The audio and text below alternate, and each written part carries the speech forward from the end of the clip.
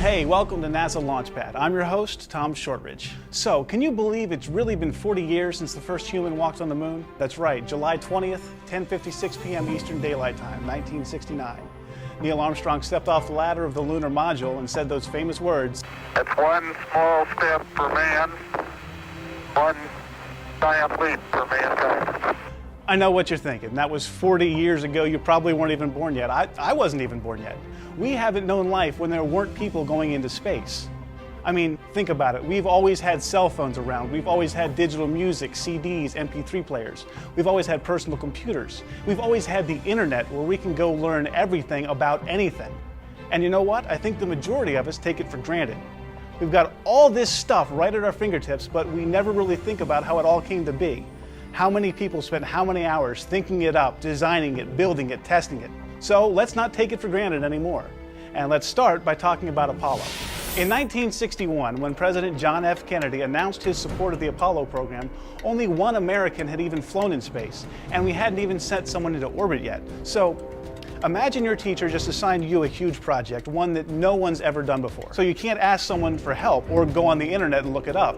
You have to learn everything from scratch, do all the research yourself. Oh, and your deadline's in a couple weeks. Imagine the pressure on you in that situation and multiply it by about 1 million, and you might be coming close to what NASA felt like in the 1960s. Apollo 11 was launched on a Saturn V rocket from Kennedy Space Center on July 16, 1969. And there was a huge crowd watching that launch, both from nearby locations and live on television. One reporter recalled that he was so drawn to the faces of the people watching that he had to remember to turn around and watch the launch. 1.5 orbits around Earth later, the spacecraft started to increase its orbit to put it on a path to reach the moon. Then it separated from the last remaining stage of the Saturn V rocket and docked with the lunar module. On July 19th, Apollo 11 passed behind the moon and fired its service propulsion engine to enter lunar orbit. Then on July 20th, Michael Collins, the command module pilot, stayed behind in the command module as Edwin Buzz Aldrin and Neil Armstrong got into the lunar module named Eagle, detached from the command module, and made their descent to the surface.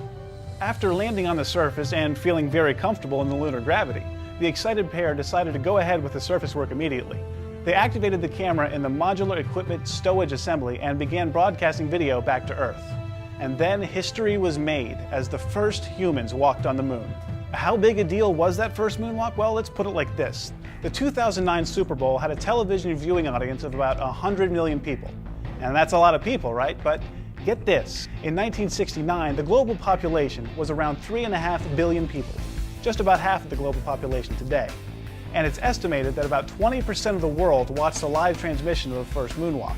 Do the math, and that's about 700 million people watching. Huge.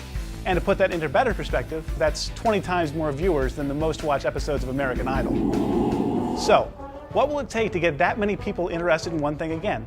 I'm hoping it'll be NASA heading back to the moon or onto Mars or beyond. And I know you're thinking, what's the big deal? We've been to the moon before, why go back? Well, in a recent speech at the National Academy of Science, President Obama talked about the historic Apollo missions. That Apollo program produced technologies that have improved kidney dialysis and water purification systems, sensors to test for hazardous gases, energy-saving building materials, fire-resistant fabrics used by firefighters and soldiers. More broadly, the enormous investment in that era in science and technology, in education and research funding, produced a great outpouring of curiosity and creativity, the benefits of which have been incalculable. He went on to say that it is time to restore science to its rightful place. There's a lot more stuff to learn, not just about the moon, but about the world we live in and on, and the universe around us. So let's be the ones to step up to the challenge. Let's make our own history. Who knows, in 40 years, crowds of people may be looking back on NASA and remembering something you've done. Well, that's it for now. Thanks for watching. I'm Tom Shortridge, and we'll catch you next time on NASA Launchpad.